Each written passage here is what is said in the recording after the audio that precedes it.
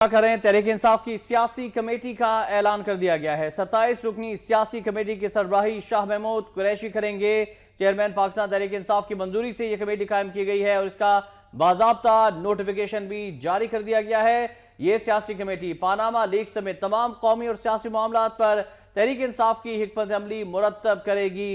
एक बार फिर आपको इस अहम खबर से आगाह कर रहे हैं। तहरीक इंसाफ की जानिब से सियासी कमेटी का ऐलान कर दिया गया है जिसकी सरबराही शाह महमूद कुरैशी करेंगे। तहरीक इंसाफ की सियासी कमेटी का ऐलान तहरीक इंसाफ के चेयरमैन की मंजूरी से किया गया है। 27 रुकनी सियासी कमेटी की सरबराही शाह महमूद करेंगे। तफसीलात क्या है मजीद जानेंगे नुमाइंदा वक्त न्यूज मलिक अरशद आसिम से।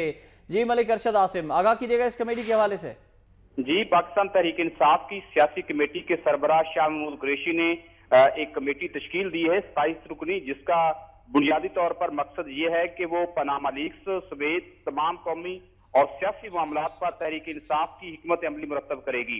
इस सियासी कमेटी में जिन पाकिस्तान तहरीक इंसाफ के रहनुमाओं को शामिल किया गया है, इनमें असद उमर हैं, डॉक्टर आरफ अलवी हैं, डॉक्टर शेरी मजारी हैं, सैफुल्लाह न्याजी का नाम है, शफकत महमूद हैं, सरदार यार मोहम्मद रिंद हैं, इमरान इस्माइल हैं, राय अजीजुल्लाह हैं, चौधरी सरवर हैं, डॉक्टर यास्मीन राशिद हैं, फजल महमूद हैं, शिबली फराज हैं, अलीम खान का नाम है, मियां महमूद रशीद हैं, इजाज चौधरी और दीगर अफराद इस कमेटी के अंदर शामिल किए गए हैं, जो मुख्तलिफ सियासी जमातों की क़यादत से मुलाकात करेंगे और मौजूदा सूरत हाल के तनाज़ुर में जो पाकिस्तान तहरीक इंसाफ हुकूमत के खिलाफ तहरीक शुरू करने जा रही है, इस ज़िमन में तमाम सियासी जमातों का एतमाद हासिल किया जाएगा। शुक्रिया आपका।